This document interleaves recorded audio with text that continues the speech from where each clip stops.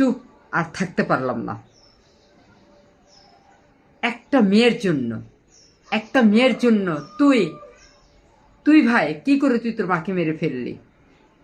একটা মেয়ের জন্য 500 টাকার জন্য তুই তোর মাকে কিভাবে মেরে ফেললি? যে মা কিনা তোকে দুনিয়াতে জন্ম দিয়েছে, তোকে বুকের দুধ খাইয়েছে, তোকে বড় করেছে, তোকে হাঁটি হাঁটি পা শিখেছে, তোকে পড়াশোনা শিখেছে, তোকে ভালো শিক্ষা দিয়েছে, সেই মাকে তুই মেরে ফ্রিজের ভেতর কিভাবে রাখলি? হ্যাঁ, এই 500 টাকার জন্য কিভাবে? এটা নিয়ে মিডিয়াতে অনেক সমালোচনা চলছে, আমি আর চুপ থাকতে পারলাম না। তুই কি করে তুই তোর মাকে মারলি বল? কি করে মারলি? আর মা তো হলো জান্নাত, সেই জান্নাতকেই মেরে ফেললি কেন রে? এত নিষ্ঠুর কেন? আমরা কোন দুনিয়াতে আছি, কোন দুনিয়াতে আছি আমরা? মা, মাকে মেরে ফেললি তুই। এটা